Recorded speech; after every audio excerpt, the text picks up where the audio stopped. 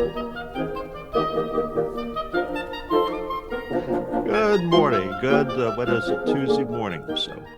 Um, we're going to be talking about my favorite little tagline, future quality is risk. But really, I'm going to be talking about it from two perspectives. I'm going to be talking about it from the quality side for a couple minutes, and then I'm going to be talking about it from the risk side of the equation. And then we're going to try to draw some parallels, some contrasts, and some opportunities. So that's basically what we're going to talk about this morning. So that's my picture. Only thing missing probably is the number across my chest. So anyway, that's a little background on who we are. So a little context. Got a daughter who just graduated from uni in computer science.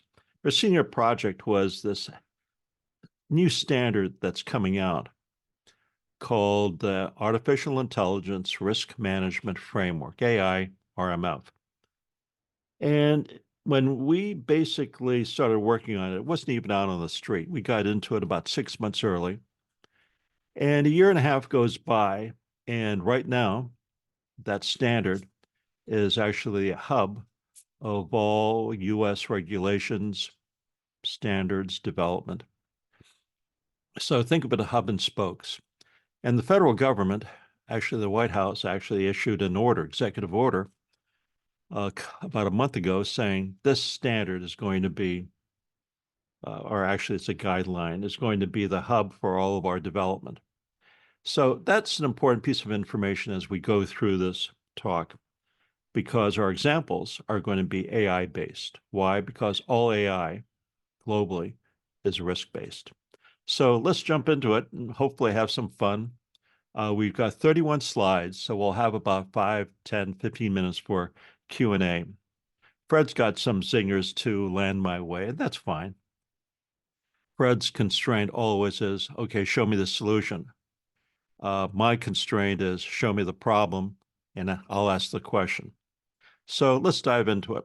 Here's the presentation outline. I'm going to start with a quality story. Then I'm going to talk about how uncertainty is sort of the sign of the times. We're going to discuss what is risk, which is what I promised early on. And then I'm going to finish with a risk story.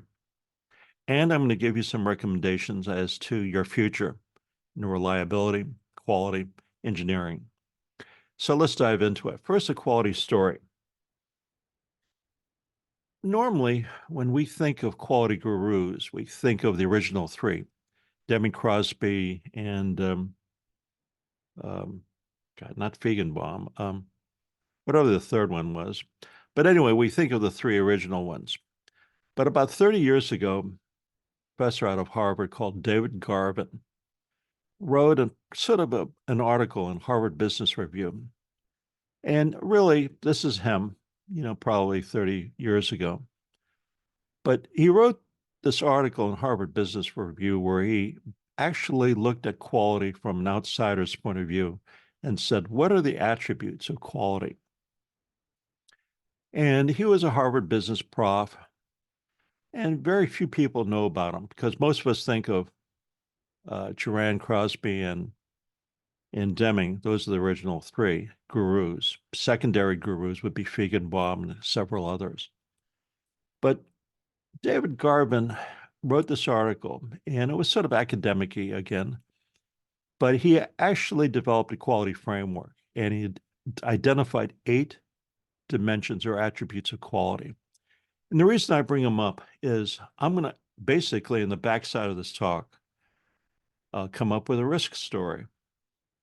And essentially, I'll give you the lead. I'll give you the tagline. I'll give you the takeaway. We're in risk where David was 35 years ago, meaning lots of questions, few answers. So for the next 5, 10 minutes, we're going to talk about his framework and his 8 dimensions of quality, one of which, by the way, is reliability. So let's dive into it. The first quality attribute, and again, he defined 8 of them, was performance. Now, I'm basically going to come up with an example of each one of these 8 attributes of quality. And I'm going to be using an F1 car, Formula One racing machine. I guess it's a car, but it's more like high-tech racing machine. Know a little bit about F1, know a little bit about racing, know a whole bunch about the type of world-class engineering that goes into it. So anyway, I'm going to be using that as an example to look at each one of Garvin's 8 attributes of quality. So his first one was performance. So what is performance? Performance is basically how well something does against some metric. So two things. One is you have to have a metric against you're going to be measuring against, and then you're measuring what something does. Now, why does it matter? Well, it's used for excellence, it's used for baselining, it's used for targeting. In racing, basically it's the speed you go and the amount of time it takes for you to go around the circuit. That's performance in F1 terms. Now, how do you measure it? One is acceleration. Second is time around the circuit. Third is top speed, probably. Even though there are governors on the engine, acceleration is very important. Second quality metric that Garvin came up with was called features. Now, features in an M1 machine can be anything from the exhaust system. Why is that important? Because it's a tuned exhaust, probably straight from the engine. Another might be a spoiler. But anyway, you can get an idea. Features are characteristics or attributes of a product or service. And without those features, you can't really define quality because, that actually is what we're looking at. That's what's important. That's the critical few from the insignificant many. On a drawing, for example, you'll know, engineering drawing, I should say, you'll know what the features are because those features are what's communicated to the supplier in terms of developing a FEMA, developing an SPC chart, or some other type of reliability quality statistic. So why does it matter? Well, the features are what's critical to the user, customer, or interested party. How do you measure it? Well, there are lots of ways to measure features. I described one. You have something on a drawing that's tagged as a feature, and then that's sent to a supplier, and they give you the customer or the engineer, quality engineer, an SPC chart showing that that particular feature is in control, capable of meeting your requirements, specifications, and improving, meaning minimizing variation at that feature target. I'm becoming a little bit geeky, but I'll try to stay up a little bit. So another attribute that Garvin defined was reliability, something close to our hearts. Now, reliability can be reliability, part on a F1 machine. It can be the reliability of an engine. How many races can that engine survive? So reliability, essentially. And again, I'm not going to be looking at it from the exactness of Fred, Chris, or Carl. I'm just going to talk about it more in terms of a layperson. It's interesting. Many years ago, I used to use the term layman. Well, now it's lay person. But anyway, reliability.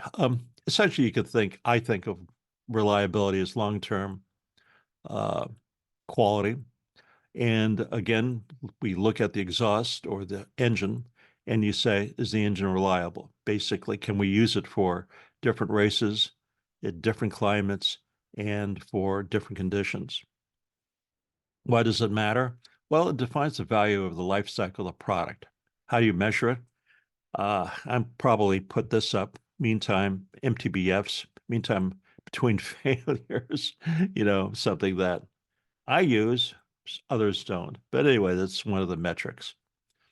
So Garvin, and just to provide some context, was really ahead of his time. A fourth attribute he defined in terms of quality was conformance. Now, conformance, Here we have basically a roll cage or a roll bar. Really important. Why do we call it that? Because an F1 machine going 200 miles an hour, 300 kilometers per hour, if that machine goes airborne and flips, we want a safe driver. So in front of the driver is that little circular area, and that's basically the roll bar. And we want that roll bar to conform to safety requirements, safety specifications. So conformance is binary. Yes or no. It conforms or it doesn't conform. 0, 1. So a roll cage would be an example where we want a safe roll bar. We do not want an unsafe roll cage. So why does conformance matter? Well, for a couple of reasons. One, it's measurable. Two, it's accountable. Three, it basically shows that a company can be improving. So how do you measure a conformance? Well, it's binary, yes, no. And quite often, we see that with shall requirements in a standard, a regulation, or specification. The fifth attribute that Garvin defined, and by the way, what we're going to try to do is we're going to try to do the same thing for risk, define attributes of risk. And our story, by the way, well, just stay with me if you can. So a fifth attribute is durability. So here we have a tire. It's essentially a tire on the F1 machine, on the F1 racing car. And the question is, we want that thing to be able to last the race. Hopefully, it could be used in multiple races. Also, it has to be the right type of tire. What happens if it rains? Well, we're going to use a tire with more serrated, with more grooves in it. Why? So that it'll basically dispel the water. If we're basically in a very hot, dry climate, we want a tire that's not too inflated and basically smooth. Why? Because it'll grip the surface, the road surface more. So again, this is another attribute of quality. What is durability? Well, toughness. The amount we can use, I forgot the S, the E in us. So why does it matter? Well, it's a design attribute. It's purpose of use, fitness of use. And how do you measure it? Well, one measure is hours of use. You can think of durability as, again, another attribute of quality. So another attribute that Garvin came up with was called serviceability. Well, going back to our example of the F1 racing machine, the thing has to do a pit stop. Many of the races in F1 are won in seconds. Now, 20, 30 years ago, when I was in a racing car, it wasn't mine, it was my significant other. She was a racer, probably number 2 in the country after Janet Guthrie. And anyway, she took me in a racing car. It was a 911. And it was interesting how these cars are built and, how they race. But anyway, in F1 racing, 30 years ago, a pit stop could be 30, 40 seconds. Think about it, 30, 40 seconds to change 4 wheels, repair parts, fuel the engine, 30 seconds. Now they're looking at 2.5 seconds. Why? Because that difference between 30 seconds and 2.5 seconds is 27.5. That's how much many races are won or lost on F1. So anyway, that's a critical attribute. So serviceability, the amount of time it takes to fix something, is a critical attribute, quality attribute. So what is it? Ease of use, ease of repair, ease of service. Why does it matter? Well, in F1, it's basically the interval between winning or losing. So how do you measure it? Well, turnaround time is one way. So the 7th attribute he talked about was aesthetics. So I'm going to probably use this example in the next 2 slides. In the back of the spoiler of this race car you've got Alfa Romeo, obviously one of the teams that's in F1. So there are 10 teams in F1. Alpha is one of the 10 teams. And of course, right across the spoiler is that horizontal thing that you see in the back. And the purpose is to push the rear end down. The airflow goes through the front of the machine. And as the airflow follows the curvature of the car, the spoiler, which is a flat piece, pushes the rear end down. When it pushes the rear end down, there's more traction against the racing surface, against the ground.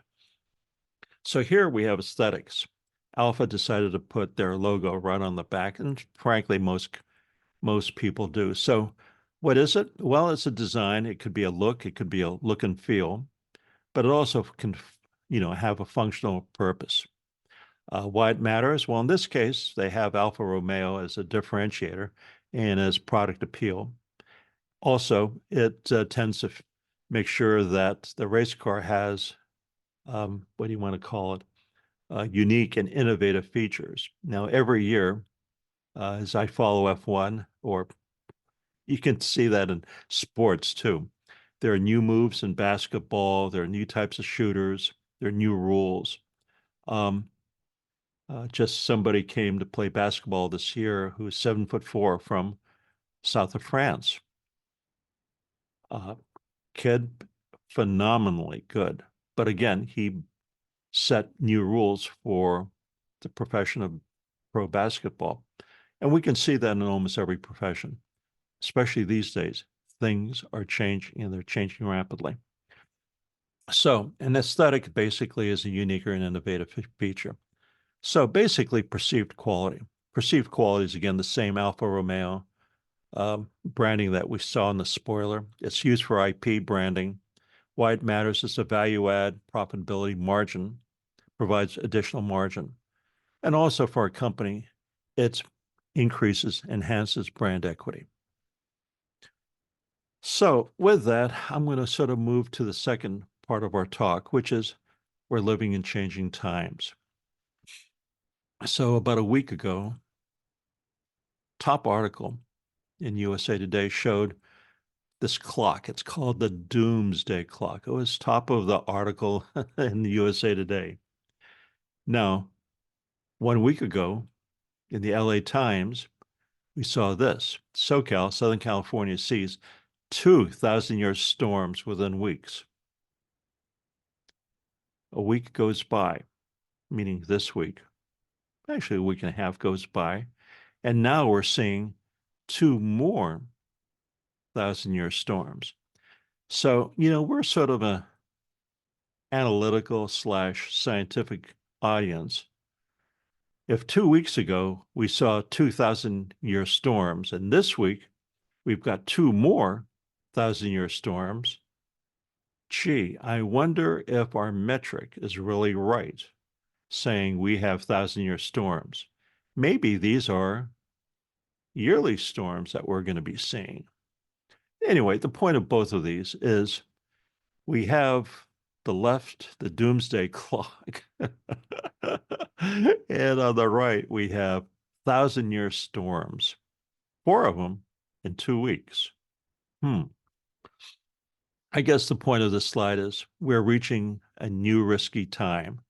I call this the time of VUCA, volatility, uncertainty, complexity, and ambiguity. So now I'm going to be talking about risk, because essentially the takeaway from this is we're living in risky times.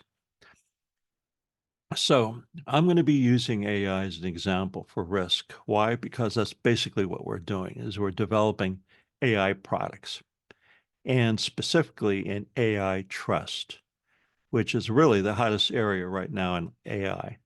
So, we'll have an interesting discussion. Fred will be looking for answers. I'll be basically asking questions. So anyway, this is the GDP of the US over the next couple of years. It's a little hard to see, but essentially you can see it's, we're in pretty good shape now. And here's one size of the global market. So the global market for the web in 2030 is going to be 81 billion. Okay, not too bad. It's a good sized market. And by the way, that's the global market for the web. The global market for AI is going to be 1.8 trillion, probably, 20 times bigger than the web market. And some project that it's going to be 15.7 trillion, which is almost half of the US economy. So just to provide some context, AI and the investment of AI is outpacing by a factor of 20 on the low side to maybe 100 to 200 times bigger than the web market in 6 years. Think about that. This is how big the AI market's going projected to be. Again, we don't know.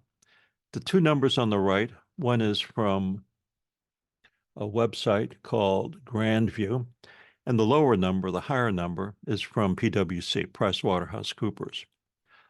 Again, whether you take the low number or the high number, the bottom line is AI is going to be a big deal. And I'm going to be talking about AI risk for the rest of the talk. So what's risk? Essentially, and if you've been through this talk before, you've probably seen this slide. What we have here on the horizontal axis is time, on vertical, VUCA, volatility, complexity, volatility, uncertainty, complexity, and ambiguity. On the horizontal axis, we have the metrics that most companies are using: Lean, Six Sigma, reliability, all that stuff. And the assumption to reliability, the assumption of quality, the assumption of Lean is stable, capable, and improving processes, minimize variation. But again, that's an in-house metric. What's happening around us is this: we have external disruption impinging upon companies. They're also fundamentally changing internal processes. It's outside in. And when you can think of a gap between the way companies are running their processes, that's the horizontal line. Again, that's their internal business model. And we have that black solid line, external disruption coming in. We have a gap there, and that gap is creating greater risks in reliability, quality, cost, schedule, scope, and technology. And that gap is risk. So what I'm going to do for the next couple slides is provide some context, provide some definitions, and basically launch into attributes of risk, specifically from the perspective of AI. So what is risk? Here's one definition from Institute of Internal Auditors, the IIA.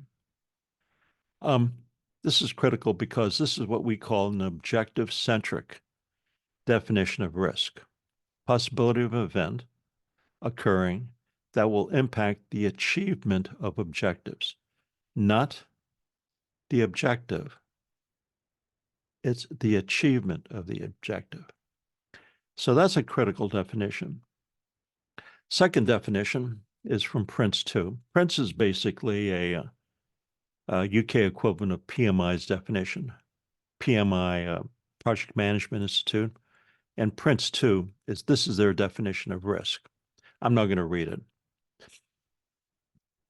But again, the thing that's probably important about this definition is that it has two elements: the probability, another way to say that, likelihood of a perceived threat or opportunity, and the magnitude. Another way to think about that is likelihood and consequence. Probability is the same as likelihood on one side of the axis. Magnitude or severity or consequence are equivalent. The other part of this definition that you may want to look at is there's two pieces of that. probability of perceived threat, again, the downside, and the opportunity, which is the upside. Now, another definition of risk, a couple other definitions. One is from the original standard. This is a precursor.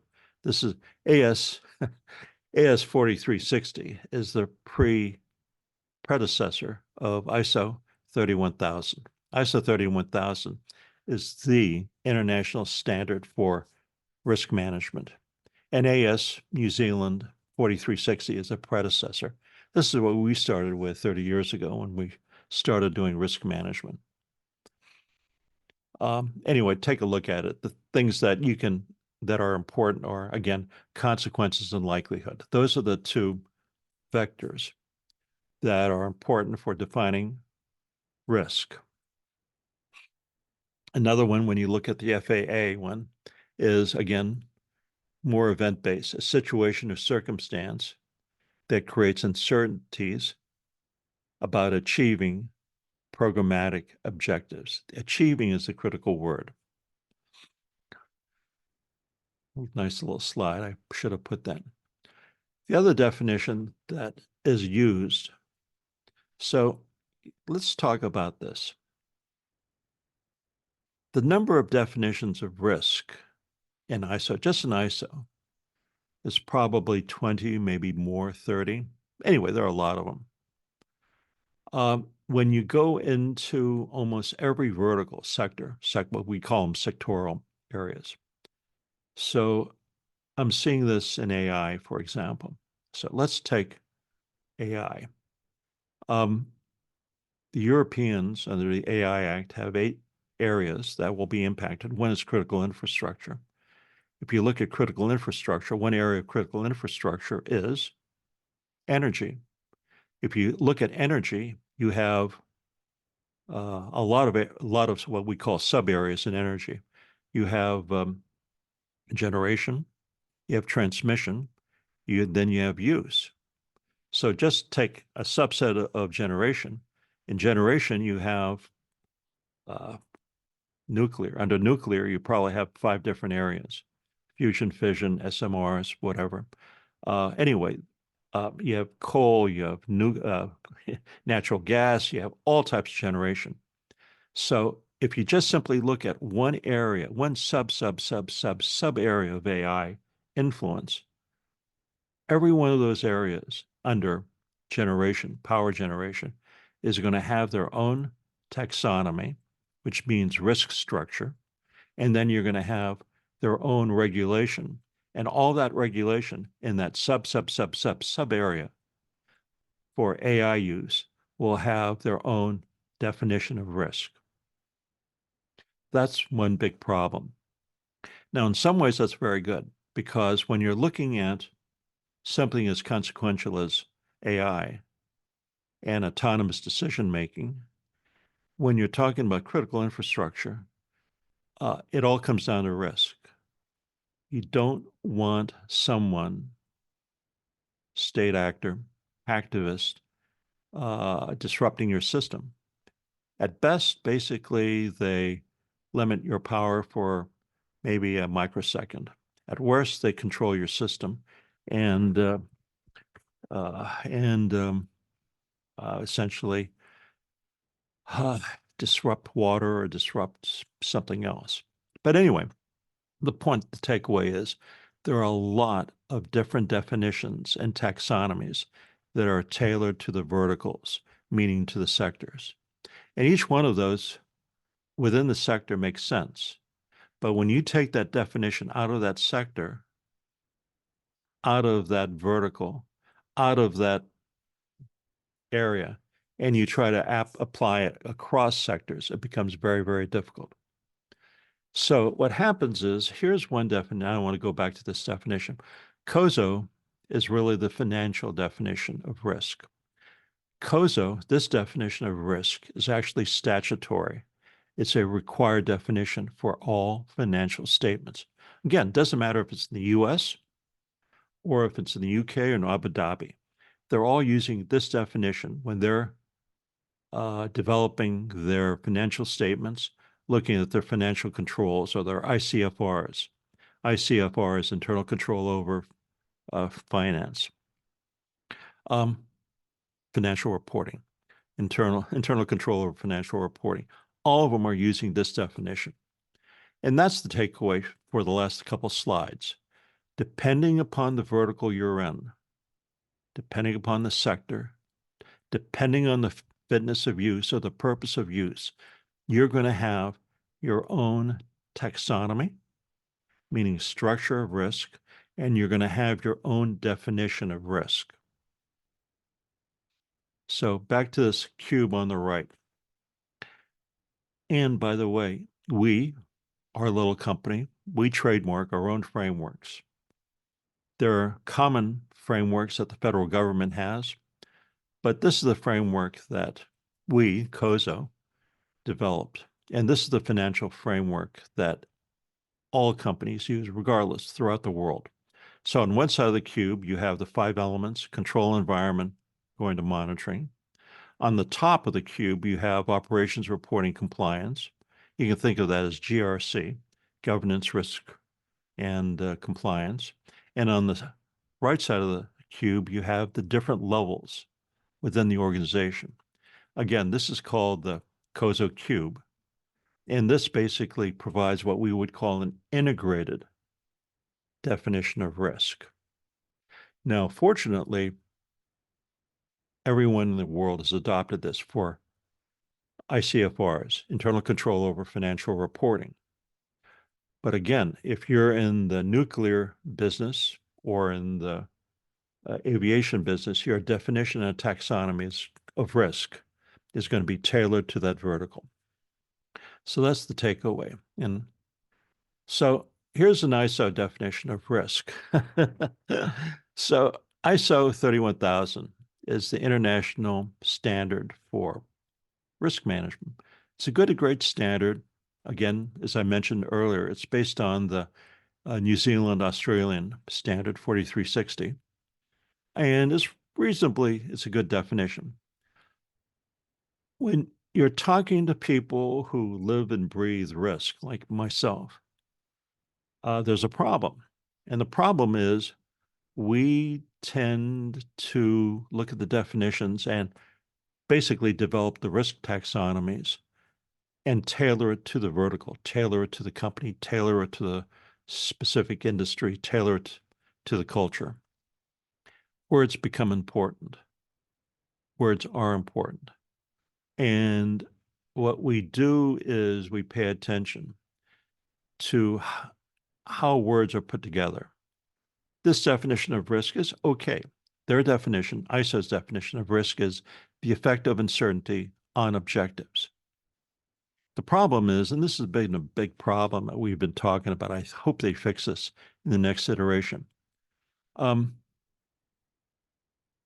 How you cannot really, uncertainty does not impact an objective. It can impact the achievement of the objective. But the objective basically is a piece of paper. You can have all the uncertainty, all the VUCA in the world. It's not going to impact the objective. But the achievement of the objective, yes, it can impact. So if you have uncertainty, you may or may not reach the objective. This is called parsing the language. What's an example of that? I think a great example of parsing language is, I can give you many examples. I hope this is, we had a president who said, I did not have sex with that person. That's an example of parsing. Well, obviously, our president did. But again, when you look at the parsing of sex, or when you look at the parsing of the risk definition, it's very, very critical to make sure that we're talking the same thing.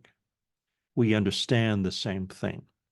And that's why the taxonomy, the structure, the architecture, the design of the language is hugely, hugely important. So anyway, we can talk about risk-based thinking. There are other things. ISO never defined risk-based thinking. Risk-based thinking is pivotal in ISO 9001. If you don't define it, you can't measure it. If you can't measure it, you can't implement it. So what happens is they have a requirement, risk-based thinking, that you can't apply. Why? Because you can't measure somebody's thinking.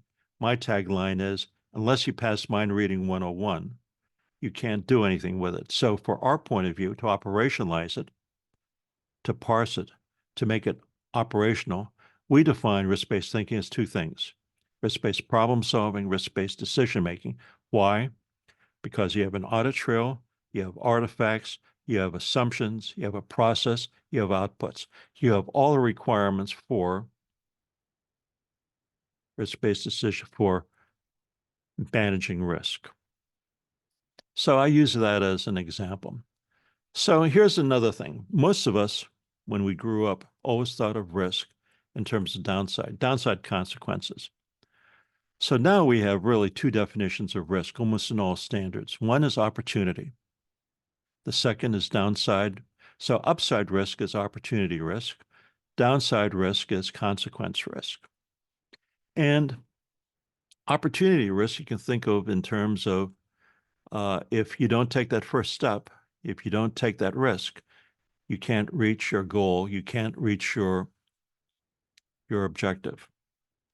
So that's a good definition. Now, there are a couple of risk elements. I'm not going to spend much time on them, but you can take a look at them. And by the way, Fred Shendo used to be a Sendo, and so now we're a Shendo. Uh, again, rebranding, I guess, or repronunciation. There are other definitions of risk. And I'm going to go through a couple more. There are risk perspectives that are important: opportunity, consequence, gaps. Now, if you're basically, again, the definition of risk is based on context. If you're managing a project, for example, project has three constraints: cost, schedule, quality. Anytime you have a gap in any one of those, that gap between where you are and where you need to be, or where you are and your objective, is a risk. It's a risk of not meeting your project schedule, your project cost, your project quality. Holes. If you have holes in an org chart, I'm using that as an example. If you have a hole in anything, it's a risk. If you have a piece of metal and you have a cavity is a hole. That's going to be a point of possible or potential catastrophe.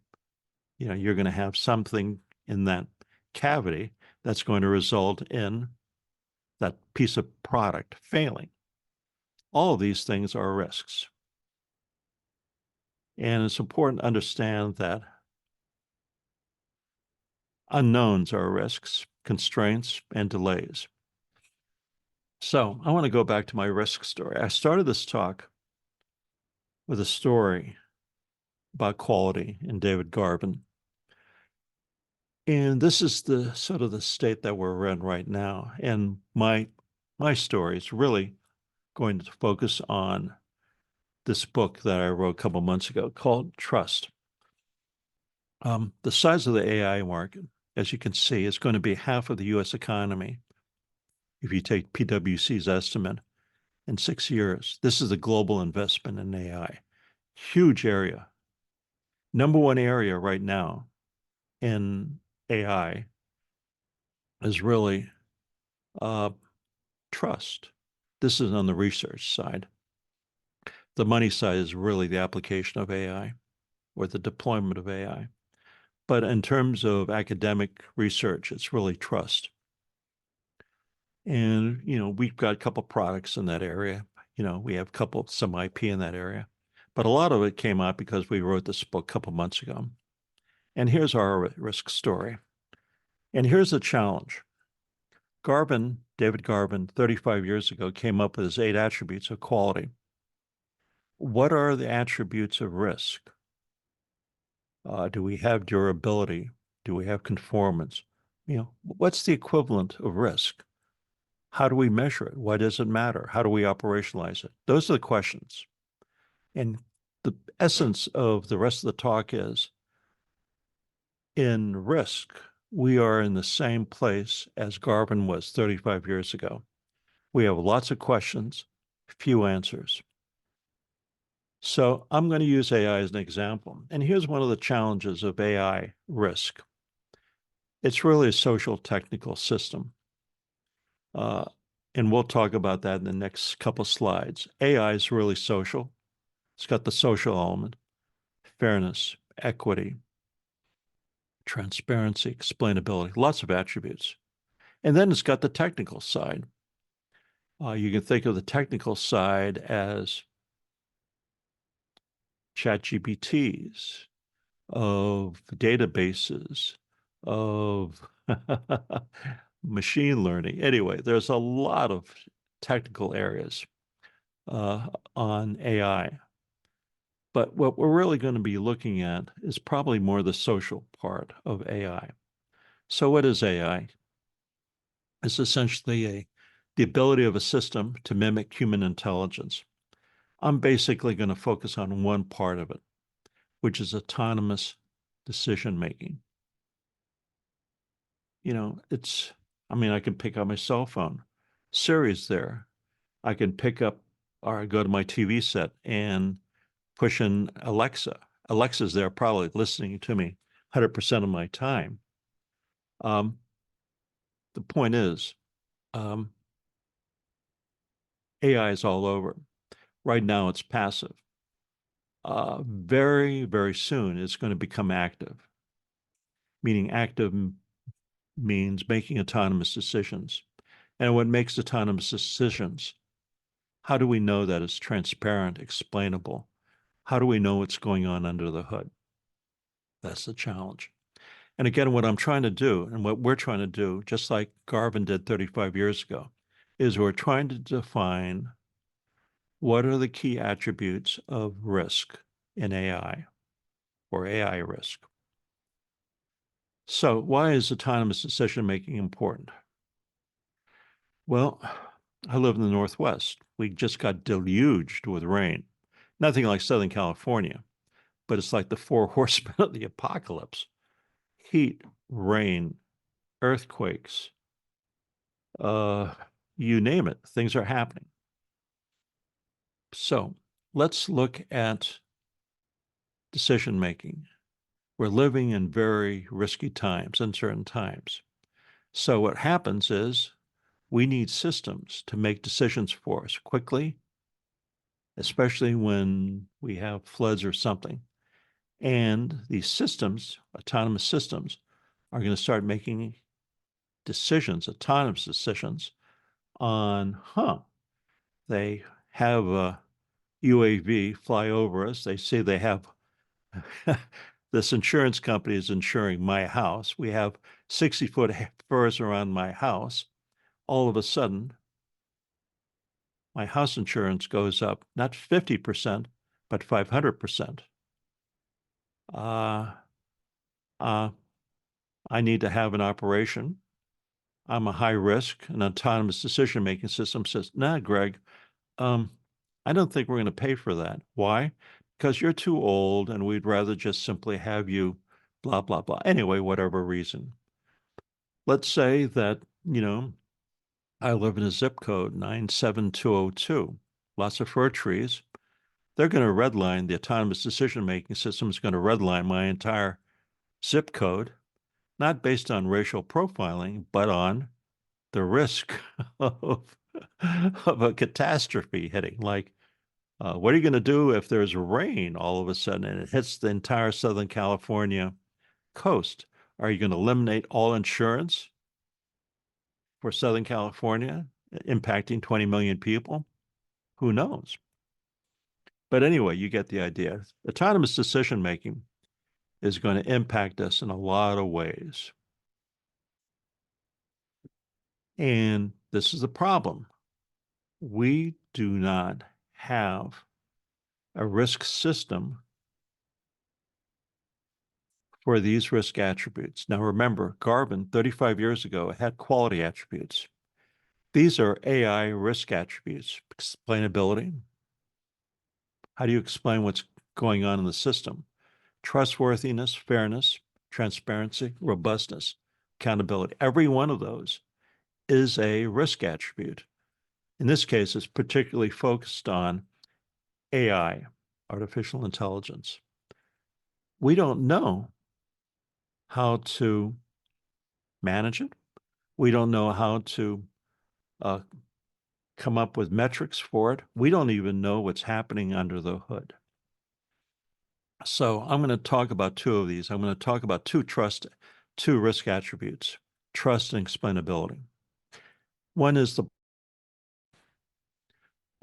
most generative AI is a black box. We don't know what's going under the hood. We don't know what the engine is. What we want is logical and fair decision making. Why it matters? Well, we don't want discrimination or bias, but how do we measure it if it's a black box? Real tough one. Explainability. For AI to be explainable and for us to have a risk attribute, we need to have a white box, something we understand. Why is it important? Well, we need to know how the AI software is deciding. In other words, we need to know how it decides to decide, how it makes decisions. That's why it matters. The question is, how do we measure it? That's the bleeding edge right now of risk. Risk is impacting almost all AI decision making. And we don't know how to develop a taxonomy. We don't know how to come up with regulations. We don't even know how to come up with specifications or guidelines. So here's the takeaways. We've got a couple more slides and we have time for a couple questions. So basically, I'm going to try to wrap everything up. Quality, well-defined system. Risk, brand new. Permacrisis, for example, is the word of the year. Our word is perma-risk. We need to see everything now through a lens of risk, both personally, in terms of personal problem solving and decision making. And the bottom line is, I think we're all going to become risk managers. So, our takeaway tip for you today: add risk to your LinkedIn profile. Learn risk, do risk. It's going to help you in the future. It's going to help you, especially with AI, help you keep your job. Anyway, got some time for questions and comments. Right. I got it. Carl just asked a couple minutes ago when you were going through all of the different ways AI could do this, that, or the other thing. Yep. So do you think AI will control humans in the future? Sounds like a 1960 science fiction movie. Carl, does Carl have kids? I don't know. But what's the deal with the question? Well,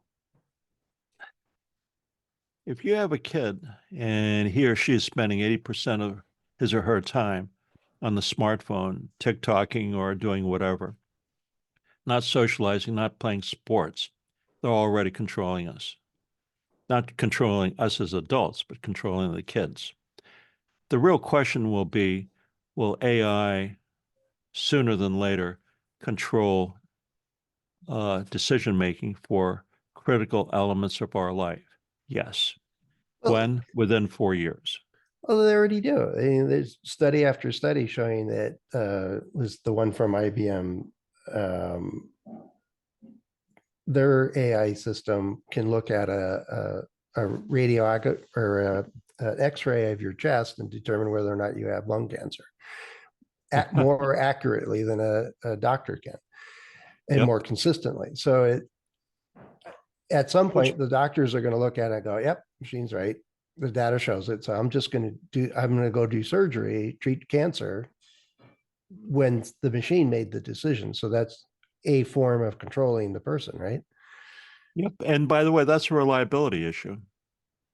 Well, that's what I mean is there they actually did the studies, right? They said, all Yep. right, we're going to do it this way. We're going to do that. You both measure it and we'll see which one's right. And then unfortunately, they had a bunch of people with and without cancer, and then they open them up to figure out whether they did or not.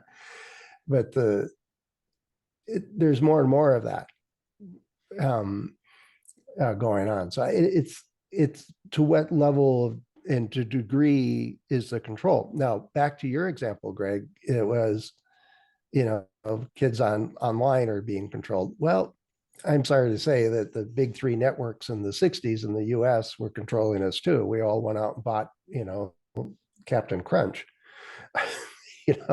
Marketing they're not AI.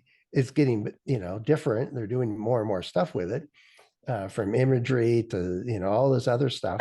But that's just been in the works forever since marketing began. So, In the market in the small town, this will make you healthy, and it's snake oil. That's been going on long before we had computers. so there are a couple of thoughts there. One is marketing is really passive control. Uh, AI, different forms of AI.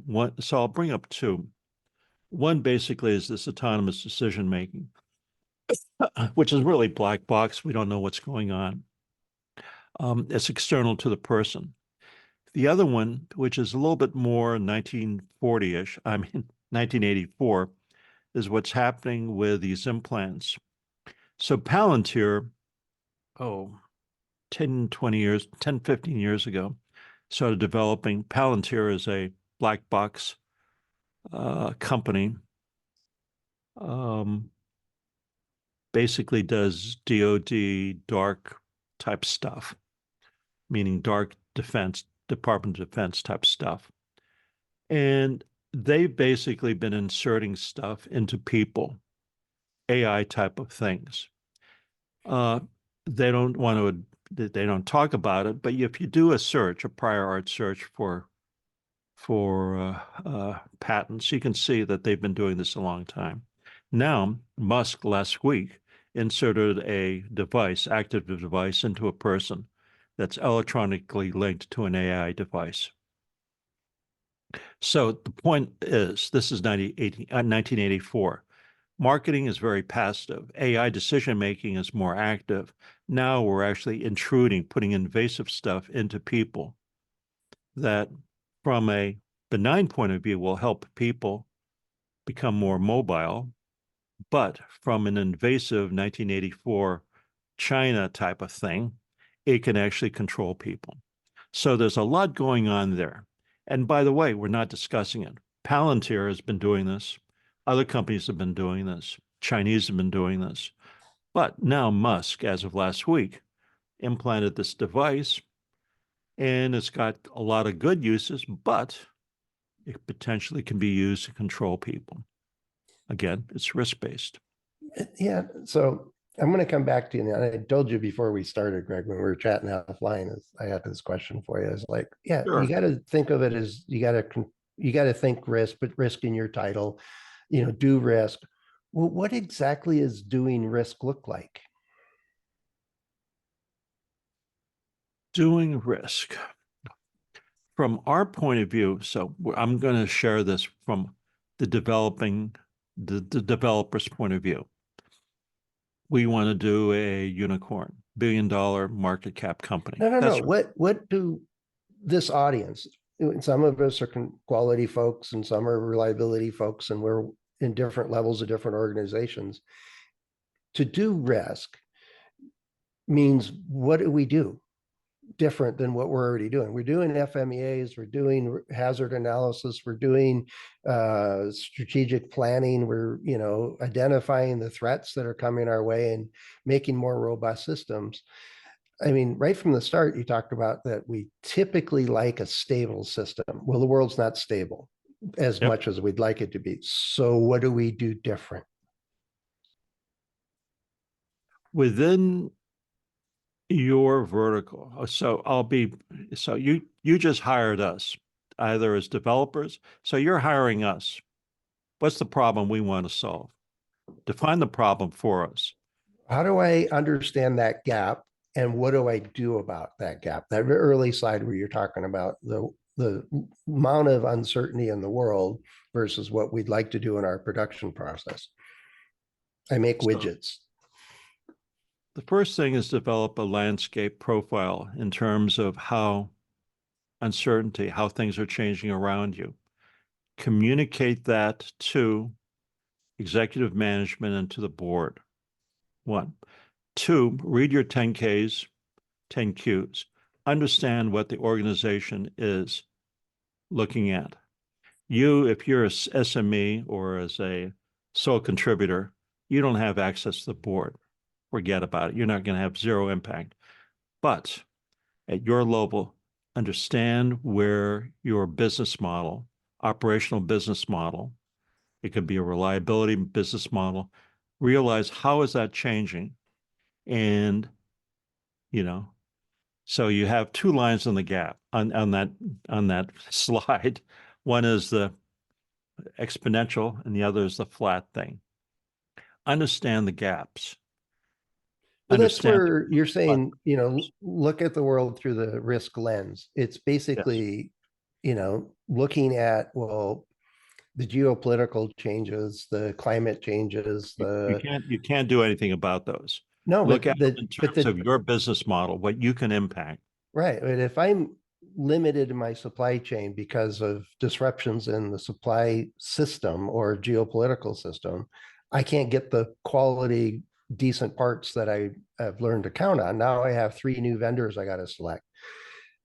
I mean, I look at it as if I'm not preparing myself to look for other alternatives because the supply chain's likely to be disrupted, then I'm playing catch up. I'm in an emergency mode when that happens.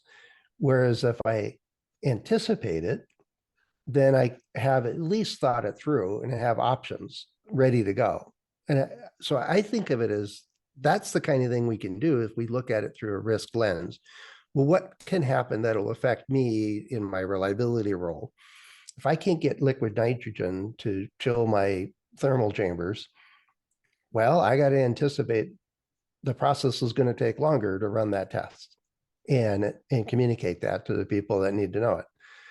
But I think the way I'm interpreting what you're saying is that camera image of look at it through a risk lens is, well, what happens if the Suez Canal gets closed again? Does that matter to me or not? So I'm looking at it from the boss's point of view. I shared the story earlier. If both of us are thinking the same, one of us is not needed. Okay. And if I'm not being proactive, preventive, predictive, and preemptive in my thinking and my decision making, okay. I mean, again, and this is a problem I have with a lot of engineering professionals, is they're tool oriented. Nobody frankly cares about the tool anymore. Okay. I know No, I that's get you. It makes sense. We use various tools and methods to accomplish something. It's that difference that it makes that matters. It's sort of like achieving the objective matters more than just the risk to the objective. Because I agree with you. Is the objective is the objective. We can set whatever we want, the objective independent of is what what, the world. Right? yes, It's the ability to achieve it that matters.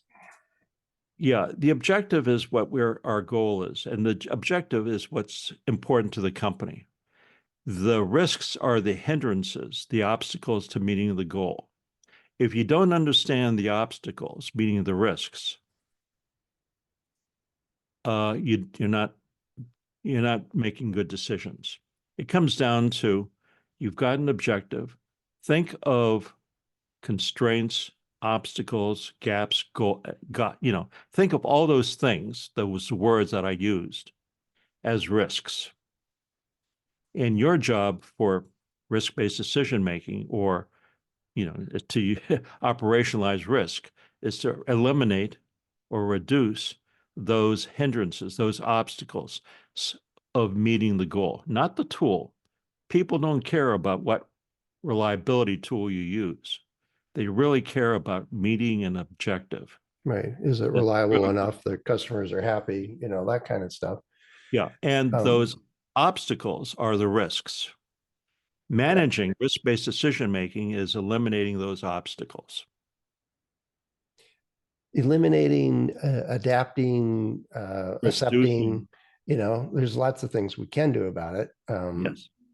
But I think that your main message is recognize that it's coming.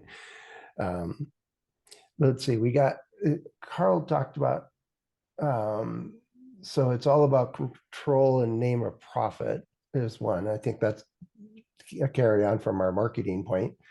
Um, do you think chasing profit dominates risk management? There's another question from Carl. It's an opportunity, that's for sure. I think you would agree with that, Greg, that companies turning. How quickly did ChatGPT go to $1 billion company? Is that a question? No, I think that's a rhetorical question. Yeah, there's opportunity to make money one way or the other. 1,000 people, their market cap now is over 90 billion. Yeah, it's hard to keep Year up. and a half. Let's see. Carl added a whole pile of stuff in the questions, but it was more of, oh, here we go. Key question from Pramod. Can risk be understood and managed without AI? What makes AI such a great deal? Oof. So what's the question again? There was an editorial there and there was a question somewhere in that Yeah. editorial. So I'm just going to read it. Can't risk be understood and managed without AI? What makes AI such a great deal? AI is a great deal because it anticipates, it sees patterns better than we do. It can anticipate the future at a short distance because it sees the patterns in the background and it projects forward. Decision making is dangerous because we need to have a person in the middle between the decision, the autonomous decision, and the application. We call that, the person in the middle. And without that human in the middle, it's going to be decision, autonomous decision, and impact or consequence. And that's very dangerous because it's unexplainable, Well, often unexplainable. and Pramod added from a book, and I know I read this a long time ago, called Atlas Shrugged. Yep, and Rand. Ayn Rand. He talks about in the opening chapter, train stops because of red light, and no one knows why. No one knows if the red light is there for correct reasons. And so then he talks about the hope AI doesn't lead us to uncertainty and hopelessness. And I think that goes back to your point about the black box. It's